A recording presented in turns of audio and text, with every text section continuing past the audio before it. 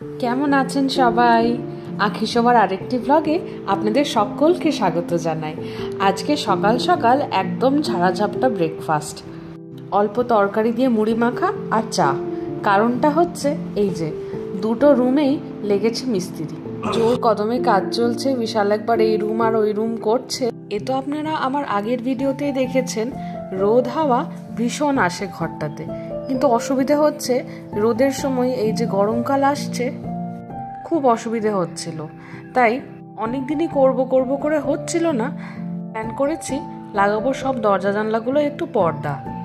আজকে রবিবার, তাই এই টুকটাক কাজগুলো ঘরের সব করে রাখতে হয়। সারা সপ্তাহ তো আর সময় পাই না, কিন্তু এই ড্রিলিংয়ের কাজ হলেই সব থেকে বড় অসুবিধা হচ্ছে সারা ঘর ধুলোবালিময় হয়ে যায়। যাই হোক, না করলেও তো উপায় নেই। স্ত্রীদের যেমন কাজ চলছে চলুক, আমি চলে এসেছি রান্নাঘরে দুপুরের লাঞ্চের ব্যবস্থা করতে। বানাচ্ছি আজকে একটু এঁচোড়ের তরকারি। কিছু গোটা গরম মশলা আর পেঁয়াজটা প্রথমেই ভেজে নিলাম প্রেসার কুকারে, তারপরে দিয়ে দিলাম বেসিক মশলাগুলো আর তারপরেই দিয়ে দিলাম আলু। হলুদ জলে চুবিয়ে রেখেছিলাম এঁচোড়গুলোকে। সব মশলাপাতি একসঙ্গে নাড়িয়ে চাড়িয়ে ওপর থেকে একটু গরম মশলা আর ধনেপাতা দিয়ে দিলাম। প্রেসার কুকারে মোটামুটি 10-12টা হুইসেল হোক, ততক্ষণে এখানে বেগুন একটু ভেজে নিচ্ছি। আর এখানে গতকালকের একটু ডাল রাখা রয়েছে, আর অনেকটা পরিমাণে বানিয়েছিলাম গত সপ্তাহে আমের টক। সাথে ভাজবো একটু লাল শাক। বিশাল তো একদম শাক খেতে পছন্দ করে না, যে কারণে আমারও শাক খাওয়াটা বেশ কিছুদিন বন্ধ হয়ে গিয়েছিল। কিন্তু এইবারে হাটে গিয়ে আমি একটু জোর করে নিজের জন্যই অন্তত শাকটা নিয়ে এসেছি। অল্প পরিমাণেই এনেছি, কিন্তু এগুলো তো খেতে হবে বলুন। দিয়েছি একটু জিরে আর শুকনো লঙ্কা, তারপরেই দিয়ে দিয়েছি শাকটা একটু ভাজা ভাজা হলে দিয়ে দিয়েছি পেঁয়াজ কুচি। অনেকে এই পেঁয়াজ কুচিটা ছাড়াই ভাজেন, কিন্তু শাকের সঙ্গে হালকা কচকচ করে পেঁয়াজটা মুখে পড়লে বেশ ভালোই লাগে। এদিকে সাথে এঁচোড়টাও মোটামুটি হয়ে গেছে, দেখিনি একটু সেদ্ধ হয়েছে কিনা। বেশ মাখা মাখা হয়েছে, সারা ঘর গন্ধে মোমো করছে।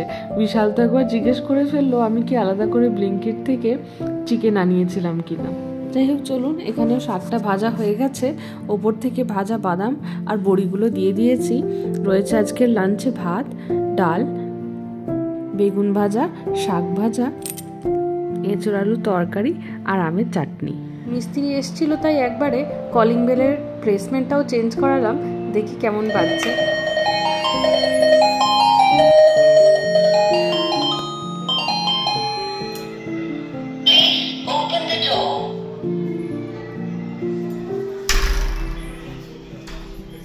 হয়ে গেছে একটা ঘরে পুরো পর্দা লাগানো।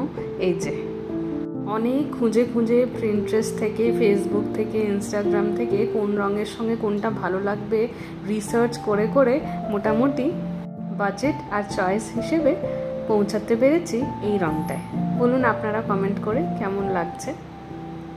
জানলাগুলোয় একটা করে কন্ট্রাস্ট রঙও দিয়েছি। আর কাপড়গুলো সুতির, ফলে রোদ হাওয়াও আসে, আবার ঘরটা গুমোটো হয়ে যায় না।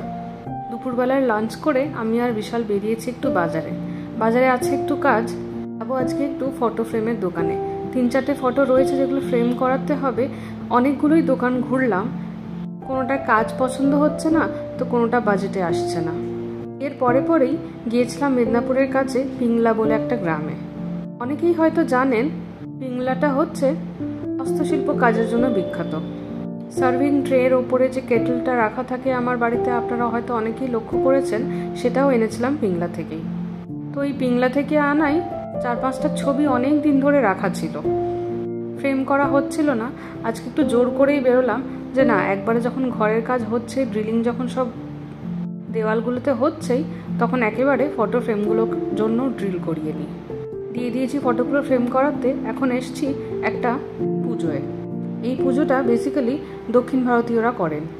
ইতিহাস আর রেলের কারণে খড়গপুরে প্রচুর দক্ষিণ ভারতীয় লোকজন আছেন।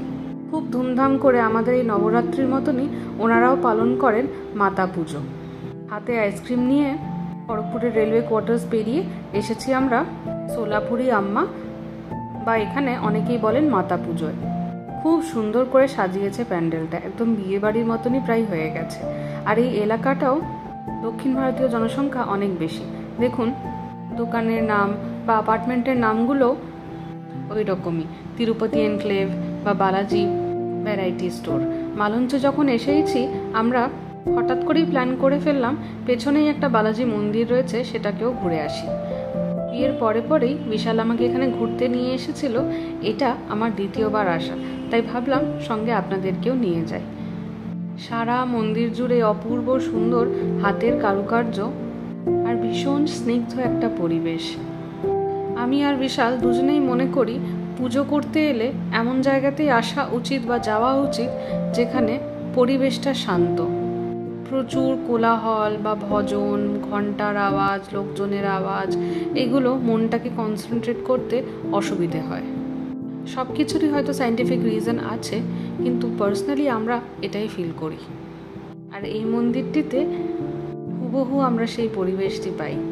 এখানে এলেই এক নিমেষে মনটা ভালো হয়ে যায় জানেন। পুরোহিত পাণ্ডাদের কোনো টানাটানি নেই, আপনি যতক্ষণ ইচ্ছে থাকতে পারেন, ইচ্ছে হলে দান করতে পারেন, কোনো বাধ্যবাধকতা নেই। সব থেকে ভালো জিনিস হচ্ছে এটি একটি চ্যারিটি স্পন্সর করে। আমরা যখন গিয়েছিলাম তখন ওই দিকের ইউনিটটা বন্ধ হয়ে গেছিলো, অন্য কোনো দিন সকালবেলায় এলে আপনাদেরও সঙ্গে করে নিয়ে আসবো। এখানে সোনার জল কাড়ানো ভীষণ বড় একটা পিলার রয়েছে, যেরকম আমাদের তিরুপতি বালাজি মন্দিরেও দেখা যায়।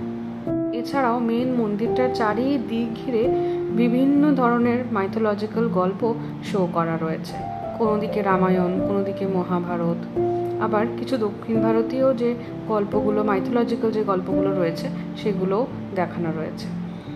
সবগুলো হয়তো আমরা চিনতে পারছিলাম না, কিন্তু মোটামুটি বুঝতে পারছিলাম যে এটা স্পেসিফিক কোনো মাইথোলজিক্যাল একটা গল্প। এটা মেন মন্দিরের ভেতরটা, এই যে আপনারাও দর্শন করে নিন বালাজি মন্দিরের বালাজিকে। তিরুপতিতেও যে বালাজির মূর্তিটি রয়েছে সেটিরও বিশাল বড় একটি ফটো ফ্রেম করে এখানে লাগানো রয়েছে। মন্দিরটির এক পাশে তো চ্যারিটি আর ভোগ ঘর রয়েছে, আপনাদের বললামই, সেটা তো এখন বন্ধ হয়ে গেছে। আর অন্য দিকটাতে রয়েছে কাঁচের মন্দির। ভেতরটা অপূর্ব সুন্দর জানেন। কাঁচের মন্দিরের ভীষণ ইচ্ছে ছিল আপনাদেরকে নিয়ে যাওয়ার, কিন্তু এক তো ওখানে ওই ভিডিও অ্যালাউ করবে না, আর দ্বিতীয়ত হচ্ছে ওখানে কিছু একটা কাজও চলছিল। পরের বার এলে কমিটির কাছ থেকে আলাদা করে পারমিশন নিয়ে আমি চেষ্টা করব ভিডিও করে আপনাদেরকে অবশ্যই দেখানোর। মন্দিরটির পেছন দিকে দুদিকে দুটো মন্দির ছোট ছোট রয়েছে। একটি হচ্ছে পদ্মাবতী মন্দির, আরেকটি হচ্ছে গোড্ডা দেবী মন্দির। মাঝখানে করা রয়েছে নারায়ণের পদ্ম ফুল আর নারায়ণের মূর্তি। মেন মন্দিরটি খোলা থাকলেও এই মন্দিরগুলো হয়ে গেছে বন্ধ।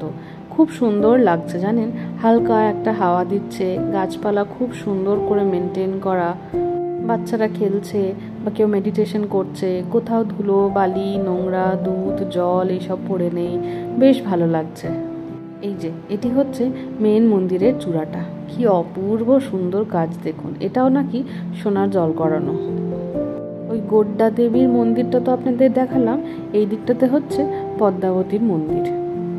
বসলাম খানিকক্ষণ মন্দিরগুলোর কাছে, এসে এখন বসেছি কাঁচের মন্দিরটার সামনে। এই সিঁড়ি দিয়ে উঠে গেলে মনে হয় পুরো মন্দিরটা আপনাদেরকে দেখাতে পারবো। দাঁড়ান দেখাই, এই যে হ্যাঁ দেখা যাচ্ছে পুরো মন্দিরটা। এই যে মাঝখানে এটা মেন মন্দিরটা, এইদিকে গোড্ডা দেবী আর ওদিকে পদ্মাবতীর মন্দির। প্রায় ঘন্টা দেড়েক বসলাম মন্দিরটায়, চলুন এবারে বেরোই। মন্দির মোটামুটি ফাঁকাই হয়ে গেছে দেখুন। ফটোগুলো ফ্রেম করতে দিয়েছিলাম, যেখানে ফ্রেম করতে দিলাম উনি বললেন 1-1.5 ঘন্টা পরে আসতে, তাই কি করব ভেবে আমরা ডিসাইড করেছিলাম ওই বালাজি মন্দির ঘুরে নিই, আর এরপরে চলে এসেছি আমরা গোলবাজারে। চৈত্র সেলের সময় তো আপনাদেরকে নিয়ে এলাম গোলবাজারে, কত লোকজন ভিড় ছিল তখন, এখনও ভিড় আছে কিন্তু তুলনামূলক অনেকটা কমে গেছে। খেয়ে নিলাম আমরা একটু চাউমিন, এখন খাচ্ছি লস্যি। যতই যাই খাই ঠান্ডা জিনিস দেখলে টেস্টটা অটোমেটিক্যালি এখন গরমকালে পেয়ে যাচ্ছে। যাই হোক বাড়িতে চলে এসেছি ফটো ফ্রেমগুলো নিয়ে, এখন মিস্ত্রিকেও ডেকে নিয়েছি, উনি ড্রিল করছেন। ফটো ফ্রেমগুলোও লাগানো হয়ে গেছে। আমার বিয়েতে ধানবাদ থেকে এই ফ্রেমটা পেয়েছিলাম, অপূর্ব সুন্দর এই হাতে আঁকা ছবিটা। যিনি গিফট করেছিলেন ওটার প্যাকেটে কোনো নাম লেখা ছিল না, সিলিন্ড্রিক্যাল একটা, আপনারা জানলে প্লিজ আমাকে কমেন্ট করবেন। এটা হচ্ছে সামনে ঢুকেই যে ওয়ালটা ওটা, এই সব আর্টগুলো পিংলা থেকে এনেছিলাম। ফ্রেমগুলো তো সুন্দর করেইছে, আঁকাগুলো সিমেট্রিক্যালি খুব সুন্দর করে অ্যারেঞ্জ করে দিয়েছেন আমাদের মিস্ত্রি। তাড়াতাড়ি এবার ড্রেস চেঞ্জ করে যাব আমরা আজকে একটা আইবুড়ো ভাতে। পরের ভিডিওগুলোই নিয়ে আসছি আইবুড়ো ভাত, গায়ে হলুদ, বিয়ে, বউ ভাত সব কিছুর ভিডিও। বিয়ে আছে আমাদের অ্যাপার্টমেন্টেরই একজনের। এই যে আজকে আমরা সবাই মিলে আইবুড়ো ভাতের আয়োজন করেছি। সবুজ টি শার্ট পরে যে ছেলেটিকে দেখলেন সেই হচ্ছে আমাদের এই অনুষ্ঠানের নায়ক অনুভব। অনুভবের বিয়ে, বউ ভাত, গায়ে হলুদ, আইবুড়ো ভাত সব কিছুর ভিডিওগুলো নিয়ে পরের ব্লগে আসবো। আজকের মেনুতে আছে বিরিয়ানি, চিকেন চাপ, স্যালাড, রায়তা, পাঁপড়, মিষ্টি আর আইসক্রিম। সবাই মিলে একটা গিফটও দিলাম অনুভবকে। এখন ছবি তোলার পালা। আজকেই বেচারা ফ্লাইটে করে এসেছে ব্যাঙ্গালোর থেকে, বিধ্বস্ত লাগছে ওকে। এই যে এটি হচ্ছে কাকু, কাকিমা আর অনুভবের রকম উপদেশ দিচ্ছে। যাদের নতুন বিয়ে হয়েছে বা কাকু কাকিমা যারাই রয়েছেন তারা খুব মজা করছে, খুব হই হুল্লোড় করে আমাদের আজকের দিনটা কাটলো। আপনারাও খুব ভালো থাকবেন, সুস্থ থাকবেন। আজকের ভিডিওটা তাহলে এখানেই শেষ করছি। সবাই ভালো থাকবেন। ভালো লাগলে লাইক, শেয়ার, সাবস্ক্রাইব করুন। Thank you.